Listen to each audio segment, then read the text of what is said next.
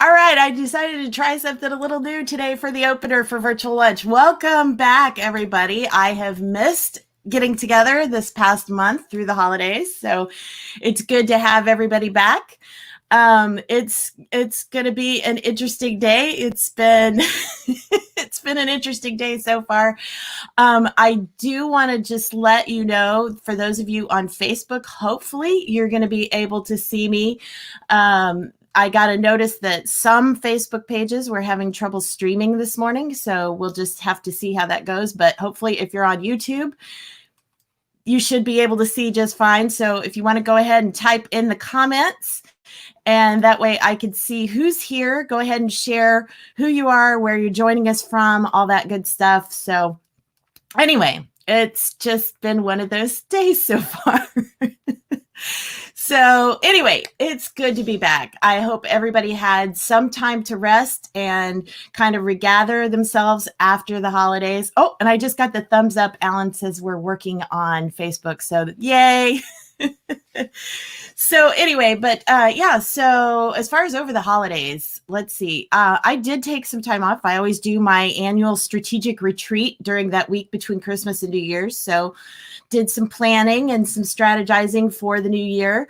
Also, did some learning new software. I think I learned Alan, 4 or 5 new programs that I had purchased over the past few months that I hadn't had time to really delve into. So it was like a crash course in how to run everything. So anyway, and on that, I will share a little bit of a teaser coming up here in a few minutes. But so we all, I think, have never been so happy to kiss a year goodbye as we were 2020. And so Vegas actually did it in style. And this was rather funny. They had a DJ out in the desert and they literally blew up a sign about 2020. So here's that link for to go check that out. And they actually have the video clip so you can watch the sign blowing up. But anyway, it was quite amusing. I thought, only Vegas could come up with something that clever. They said they did it because, they're always imploding buildings out there. So they imploded a sign basically. And I see Mel is here from Classic Exhibits, the real Portland, he says. So good to have you, Mel. Thanks for joining in. So go ahead and introduce yourself, say hi in the comments, and we'll keep going. Also on the subject of Vegas, there's a new place called Circa, not to be confused with Circus, but they have a giant screen outdoor venue. So this is kind of an unusual concept. They have, let me see here. 14 million megapixel screen. It's like, I forget, like 100 and some feet wide. So anyway, so that's a new outdoor destination in Vegas. So I thought that was kind of a unusual idea. Probably very timely for what we're looking at for the next year or so anyway, to do outdoor venues. Also on the subject of Vegas, this week, of course, is CES, which is totally virtual this year. I mean, obviously, there's no way to bring 150,000 people together. But they launched yesterday with their first keynote. And this is a link. They actually have a page on LinkedIn where they're going to post all of their keynotes.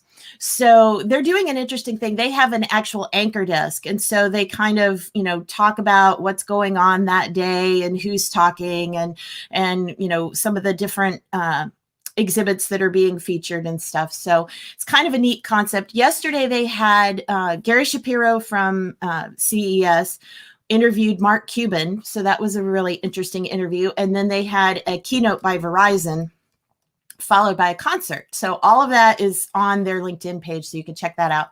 But what I thought was interesting was a comment that I caught from both Mark Cuban and one of the anchors is that their thoughts were, they don't necessarily, when they're on the show floor, they don't necessarily head for the big giant booths. They look for some of the little guys and the new guys. And I thought that was really interesting. Now, CES has always been really good about doing an area, or for several years have had an area that they call Eureka Park, which is just for startups. And so they kind of have a history of featuring the startups and the little guys. But I thought that was really an insightful comment coming, especially from Mark Cuban, that it's not always the big guys. So I think, as we, if you're a small exhibitor, or if your clients are like, a lot of my clients sometimes are small exhibitors and they feel like they just get lost in the crowd. I thought that was very encouraging news that people actually are looking for some of the new hot things that are kind of maybe secret or hidden. So let's see, Mel says, if you visited CES, it's very high tech. However, it's really an event with sponsors, not really a trade show with exhibitors.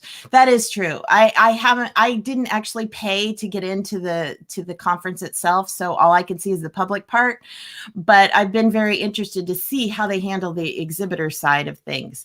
So anybody who is attending full blown CES, I would love to hear a report later. So anyway, let's see, moving on. I've got an article I want to share. I thought this was really cool. We're all doing lots of online meetings these days and being on camera a lot. Melva and I were laughing earlier when we were getting ready for this about how, we all have to look good all the time because we're on camera so much. So it's there's a big thing about having a good presence on camera and being what I want to say. Well, just the term that's used in this article is digital charisma. And so Alan's going to put that link up here in just a second. I see Wendy is here from Genesis. So welcome, Wendy. Good to have you here. Here's that link. So it's, different things like having good eye contact, smiling, acknowledging, it's not quite the same as being in the same room with people, but you can nod, you can acknowledge, you can show signs that you're listening and that you're interacting with people. So some good tips in there. And then also social media trends. I've got an article for you that talks about some different social media trends, because obviously that's another way that we're all going to need to market right now when we're not face to face. So some things like conversation marketing, short videos, which you saw at the opening. I put up a little quickie short video. If you didn't catch that, let me throw that back up here again.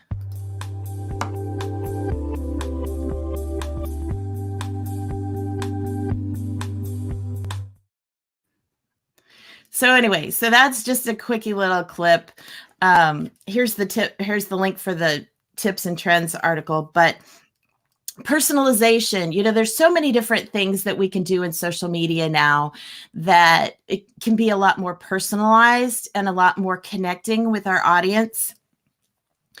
And kind of a related topic to this, I don't want to just go too far off the beaten path here, but it's kind of interesting. You may have heard about the paint mixer on TikTok. If you haven't, we've got that link coming up here in just a second. But this guy, he was a college student. He worked for Sherwin-Williams, for a local Sherwin-Williams store. And he started doing these paint mixing videos, which I've only watched a couple of them just from the news clips, but is not all that exciting really. But he had I think over 1 million followers. And he thought that this was a really great way. In fact, he was pitching it to his employer as a great way to get out in social media and to get people interested in the paint. And instead, Sherwin-Williams fired him because they found out he was making these videos while at the store, and they felt like he was, I forget what the actual word was, but basically abusing his job. And so they fired him. Well, he's doing okay, though, because he got hired by Florida Paints instead. They're going to provide all the materials for him to keep going with his TikTok channel, and they're also going to work with him to develop a custom line of products. So, but the lesson learned here is to rethink the way you present your brand, and don't be too narrow-minded in what you think is appropriate, because, the big guy kind of lost out here. The kid still has all these followers, and now he's working for a different company who's going to gain from all of this social media juice. So anyway, so there you go. But you can go check that article out if you are interested. Couple of industry notes. United Airlines is going to be doing mandatory COVID testing, which I don't think that in itself is not the news. The news is that they are going to provide the rapid test for free, and you're going to have to pass the test in order to get on the plane. So this particular article is asking, is this something that maybe meetings and conventions will start doing as well? So, that's something to be aware of. Also, as we get back, like I said earlier, 150,000 person meetings are probably not going to be happening in the next few months for sure.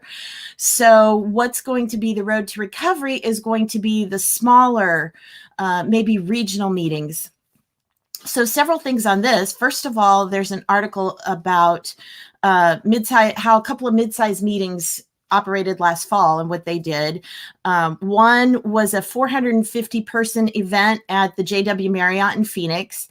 And the other one was 130 people at Caesars Forum in Vegas. Now, I don't even know that I would call those mid-sized meetings. I think those are really small meetings, but still, it's about baby steps and how we get started and how we get back.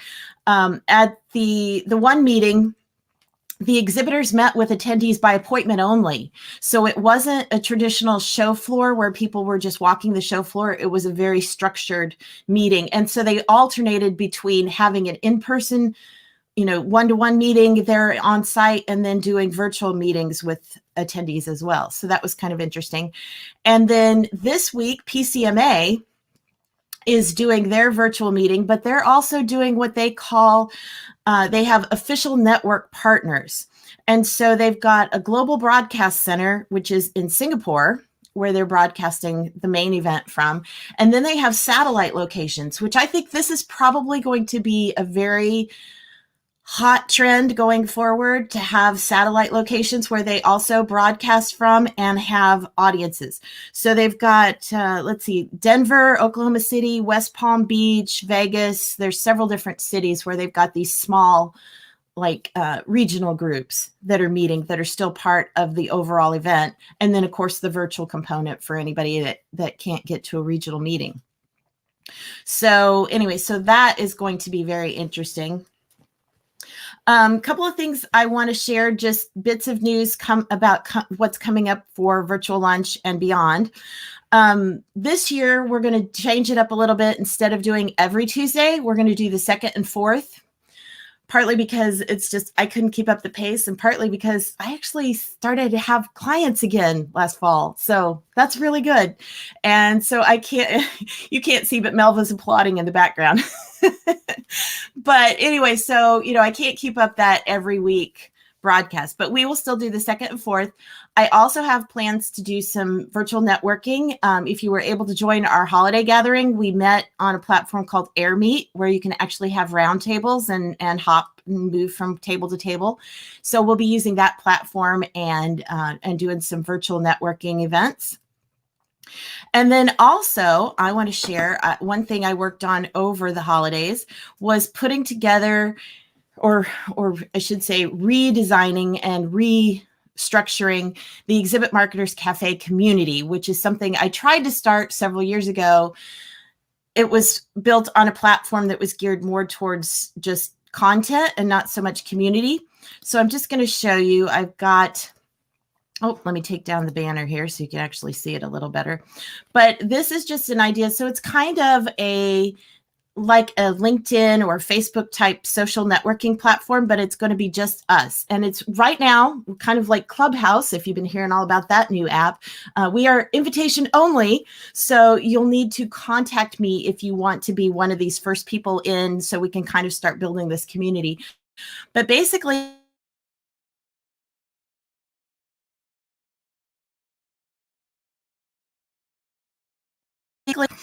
but anyway, so this is the homepage, and it'll have, you can see there on the left, you can see channels. So find an expert. So some of you may actually be listed in the find an expert category, because I've got exhibit design builders. I've got giveaway providers, lots of different resources in there. All right, now my mouse is working again. Okay, so anyway, so lots of different things there. And then here's an example. So these are just the different channels. So we've got Find an Expert, there's free resources. My virtual event Trailblazer Summit from last year, I've got all the replays in there. I've got all the replays of virtual lunch. There's more content that's going to be coming. So yeah, so just lots and lots of things that I've got available for you. So I see Matt has a comment here. Good to have you back, Matt. I've been seeing some companies showcasing that they have certain employees that are COVID leadership certified. Not sure what goes into that process, though. Yeah, I'm not sure what COVID leadership certified means. I know that there are people that are getting like certified as far as contact tracing. Alan actually went through, for those of you who might be new, Alan is my husband. He's here behind the scenes helping me. He actually went through the Johns Hopkins training on contact tracing and stuff. So he took a COVID class last year. But yeah, I don't know what COVID leadership certified means. Good question. Okay, so Alan, go ahead and put up that. So if you want to be one of the beta testers for the community, you can either get with me on LinkedIn and I will send you the secret link for that, or let's see, Alan's going to put up that other link. There we go. So there is the link to the contact page on the cafe website. So you can just send me a request that way as well. So I think we finally made it through everything on the list here. It's been a little bit of a crazy day, but I'm going to go ahead and introduce our guest for today and bring her up on camera. So I first had the opportunity to hear Melva LaJoy Jones speak at Texie Talk Global Conference last fall. And I heard her inspiring story and I reached out to her right away and I said, oh, I would love to have you as a guest on Virtual Lunch. And then as I started thinking about it, I thought, what a perfect topic for our first one of 2021 to kick off the year, because she has such an inspirational story. So I want to just give her a quick introduction here. Melva LaJoy Jones is a former educator turned certified events management professional with over 20 years of experience. She owns LaJoy Plans, a DC-based boutique events management firm which specializes in servicing mission-focused organizations and discerning individuals nationwide. She's known as one of the few meetings professionals who has directly managed over 250 conferences. She's a masterful at committee management, works relentlessly, stays ahead of event trends, and exudes joy, which, I mean, when your name is LaJoy, I think you that's a requirement, right? She holds degrees with distinction from Howard and Columbia University, has been honored as a Black woman who rocks, and was an inaugural Alice J. Paul Award recipient for her community rally work for survivors of domestic violence and assault. When she's not planning, she enjoys supporting her mentees, sipping a cocktail delight, taking boxing or Orange Theory class, spending time with her parents, Melvin and Joyce, and doing life with her beloved Emmanuel. So welcome, Melva. Thank you for being here on Virtual Lunch today. Thank you for having me, and Happy New Year, everybody. I'm excited to be here. Yes, we are so excited to hear from you. So I want to just, first of all, start out. I know what touched me so much when I heard you speak last fall was your story of what you call your personal pandemic. So I think that's a great place if you just want to share some of that history backstory with us. Sure. So a lot of people ask me, how are you so happy in the midst of everything that's going on, right? And what I tell people is the story of my 2018, which I call my personal pandemic. And I'll talk about why I call that, why I name it that more. So in 2018, it was a year like no other for me. So my full name is Melva LaJoy Jones.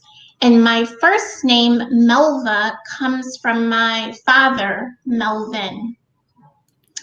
Melvin is he is the first man that I ever loved. And so in 2018, I watched Melvin, who for me is brilliant, is Superman, My dad would have 6 strokes, Mm. 5 brain bleeds, Mm. 1 brain surgery. Wow. And while that was happening, and for those of you who are in hospitality events professionals, we always have to be on, right? We Yeah. always have to do the thing. And so I was doing the thing as best as I could, but I was ignoring myself. And so I would compensate. I would compensate for my body fatigue. I would compensate by wearing something different. And I was in complete denial that I was growing outward. Because in addition to what was happening to my dad, I was growing and living with a tumor mass that was the equivalent at its peak of a 6-pound fetus. Oh, wow. And so here's the spoiler alert. Superwoman, Superman, superhuman does not exist. Mm-hmm. And so I found myself in 2018 having a surgery in August, a smaller procedure, which didn't work. And by the way, the doctors told me it wouldn't work. I did it anyway because I had to get back to work. I had an event to do. I had this to do. I had all of these things to do. Right. And then I would find myself December 18th with a second, more evasive open surgery to fully resolve my tumor situation. Mm. And I would find myself during the holidays celebrating alone. And I would find myself recovering, recording myself, telling myself that there were days beyond this. The personal pandemic is this. So your story may not be my story, but everyone, I believe, throughout their life has had a moment or multiple moments, that's me, where you're stripped down to nothing, where you don't know how you're going to make it, how you're going to get your footing, how you're going to come back, or in my case, how am I going to walk again? What am I going to do without my dad? And that began, let's call it my Phoenix moment. Mm-hmm. Because after that personal pandemic, so fast forward to 2019, eventually after everything my dad survived, we would learn he has dementia. Mm. And for me, after recovering, after moving, after completely starting over, and I do mean completely, I would rebuild the business in 2019 to go from 0 to 42 events. Wow. And then we know what happened, right? 2020, 42 events. That's a great year. That's a great year. And then COVID happened. And so what has kept me so positive, outside of the fact that my father is my anchor, he is still very alive. He actually, last year, he and my mother both had COVID for 7 weeks. He's like the little engine that could. Exactly. What keeps me motivated is I know what rock bottom is. I know what and where I'm from, and my personal pandemic and your personal pandemic is evidence that you can rebuild. It is evidence that you can start over. And anytime we get so distracted because we've been furloughed, because we're unemployed, because we have food insecurity, I encourage everyone to write down and document your personal pandemic or pandemics and remind yourself that even this moment, this COVID moment, you can get through this.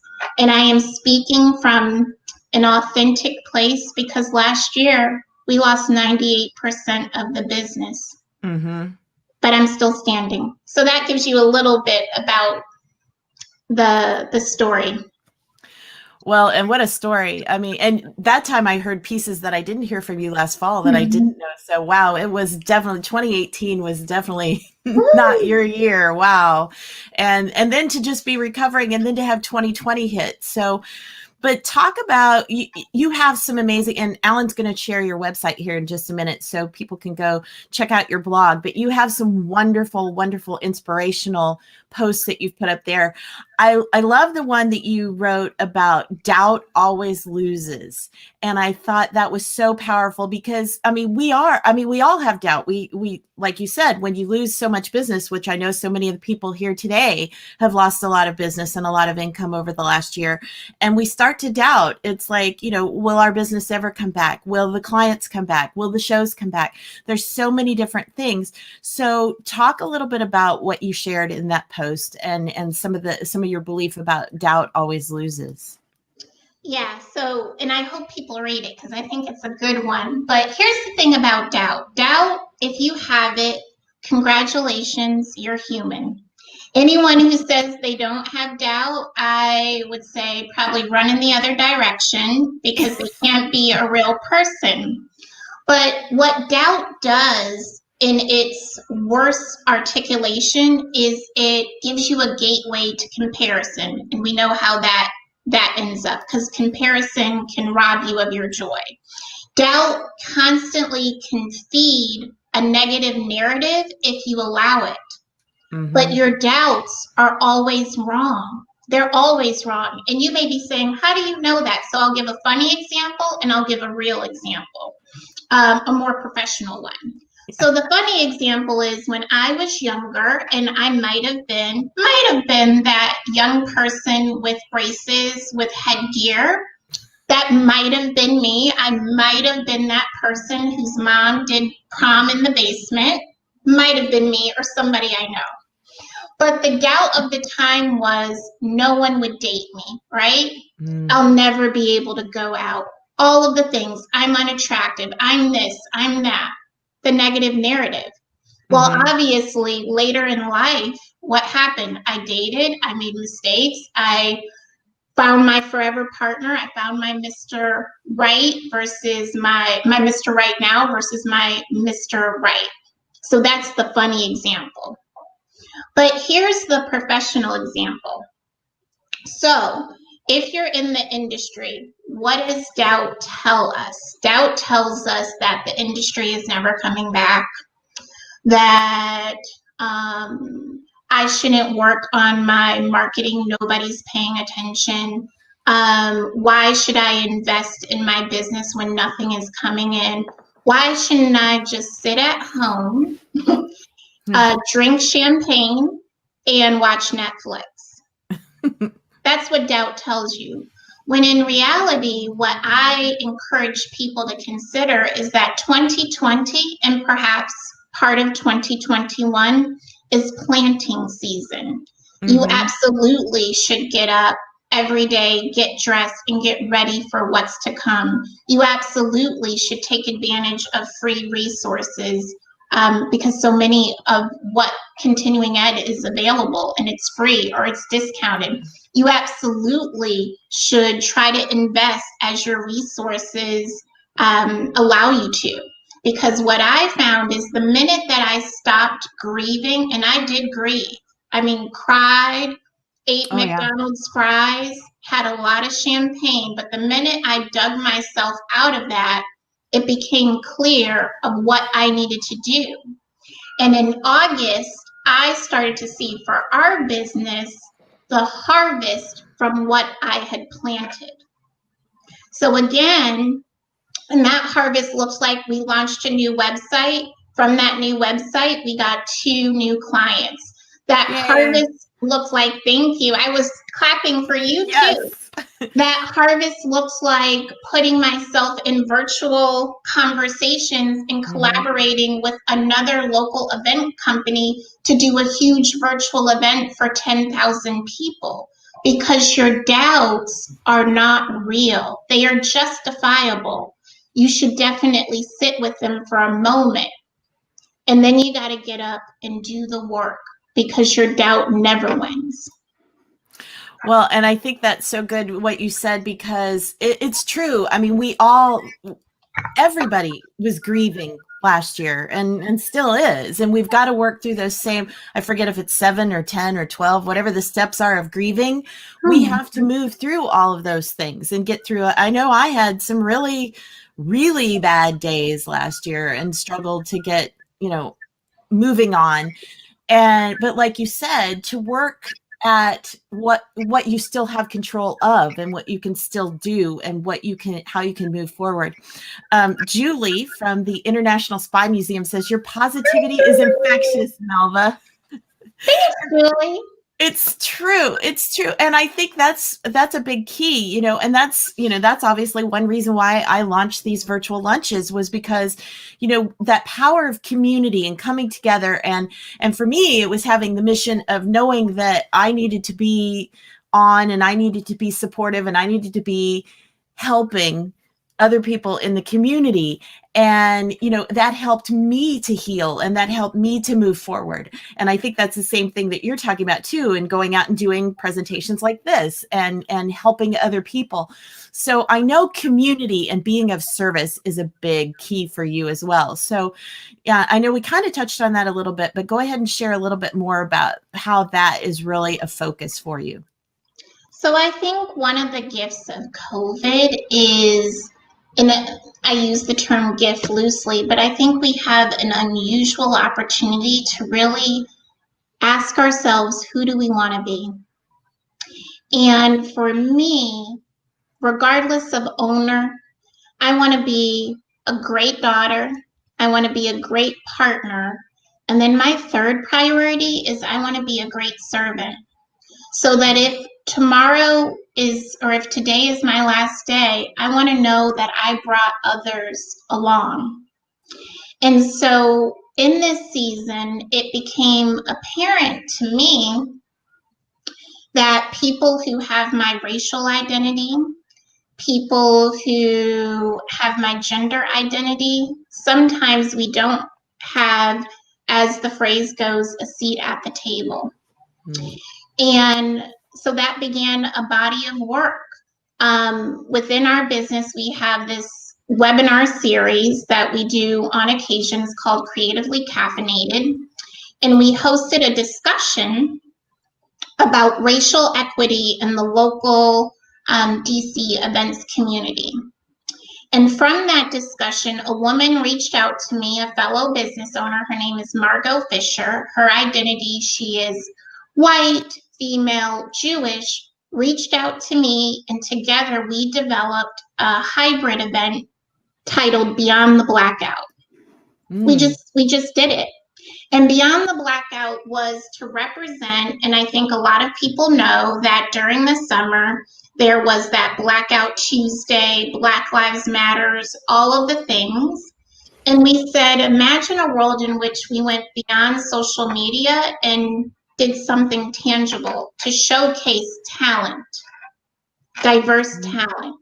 Mm-hmm. And so we did that on 2 occasions, thankfully, due to a local partner here at the Anderson House that is a beyond, no pun intended, gorgeous venue.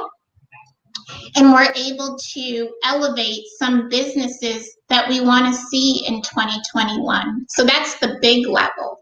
Mm-hmm. But on a day-to-day level, I think there are other ways that people can be in community with each other and should be in community with each other. One, this is the time to cultivate authentic relationships. You know what I'm so grateful for? That I am talking to people in COVID in a different way than if we saw each other at a networking event. Yes. 2, this is a great opportunity to actually finish the answer to the question, how are you, in a way that's real. You know how we used to answer it, how are you? I'm fine. Everything's great. Well, now we have an opportunity to build community in our industry because we're not fine. Everything isn't great. And there's space for us to have these conversations and form relationships that are going to carry us beyond and beyond. And then the third way I would say is mentorship.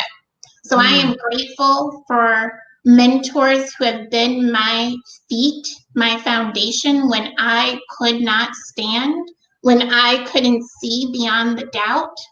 But our industry, beyond the financial crisis that our industry is in, and that is significant, Yes. our industry will survive and thrive by how we bring up the next generation of leaders.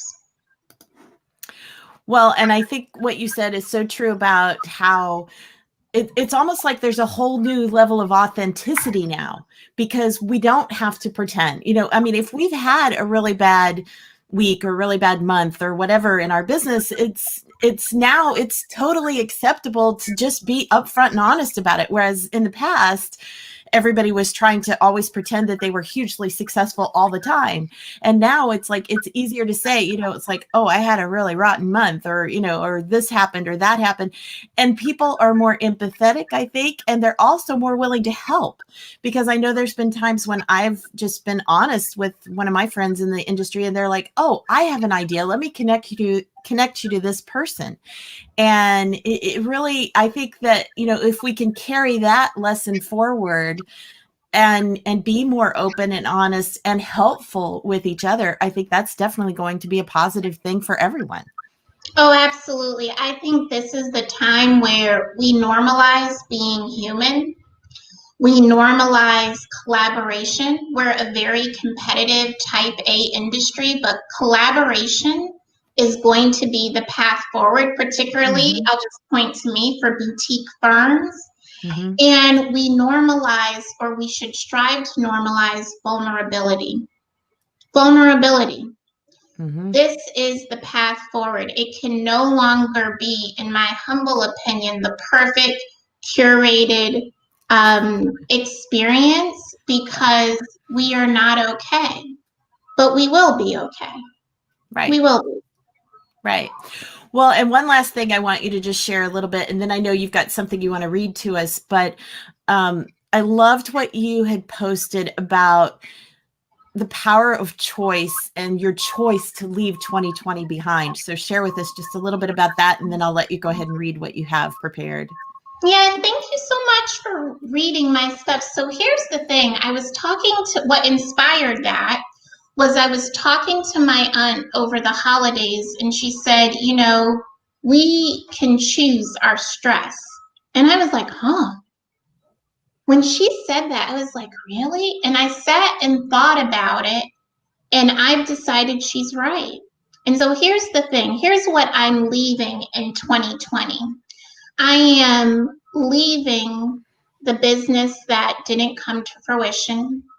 I am leaving the doubt. I am leaving people who aren't positive, clients who don't know my worth. I'm actually leaving that behind, because that old energy can't exist in a 2021 that I want to be fruitful. And for any stress that I have, so I will be honest, I caretake for my two parents. That is stressful, but that's a choice. I do life with someone, and that can be stressful, but that's a choice. And so my advice to anyone is, life is not easy. We know that. But we can choose our stress, and we should choose wisely, We should choose in a way that is affirming to us, and we should choose in a way that unapologetically, boldly protects our mental and emotional capital. Because when this season is over, I assure you that you can't do quality work when you're under significant mental duress. And so my way of being in 2021 is a function of I'm choosing. I am choosing. And underneath that choice, 99% of the time, selfishly, I'll say it, is me. Because I deserve, and you deserve, and we deserve a chance at having our better. And our better may mean we're in business, we're out of business. Our better may mean we're with the same people, or we're not without the same people. but it's all rooted in choice. And so with that, I will read something that I love to share. Stick with me. It's from a movie. It's from the Curious Case of Benjamin Button. And I think it gives everyone something to hold on to in these times. And the last thing I'll say, since the statement that I read will be the last thing, is if you're struggling, if you are in the midst of depression, if you have lost someone because of everything that is going on, if you've even lost yourself, I have done all of those things more than once. And I just know that there's a possibility beyond this. And I just want to encourage anyone who's hearing this to hold on for your harvest. And I'll read this. For what it's worth, it's never too late, or in my case, too early to be whoever you want to be. There's no time limit. Stop whenever you want. You can change or stay the same. There are no rules to this thing. We can make the best or the worst of it. I hope you make the best of it. And I hope you see things that startle you. I hope you feel things that you've never felt before. I hope you meet people with a different point of view. I hope you live a life you're proud of. If you find that you're not, I hope you have the courage to start all over again. Happy New Year, everybody. Thank you for having me. Wow, Melva, that was so powerful. And now everybody can see why it was that I felt like Melva was our perfect guest to kick off the new year, because this is the kind of just like a big giant virtual hug that all of us needed in a way. Yeah, exactly. In a way to kick off this new year.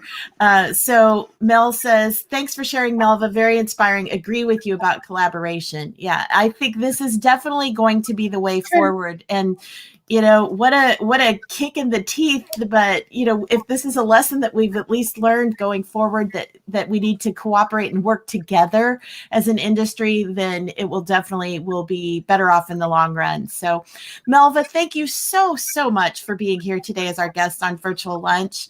And Matt says, thanks for sharing. I'm sure that everybody really got so much out of what you had to share today. And I appreciate you being open and vulnerable and sharing your personal experiences.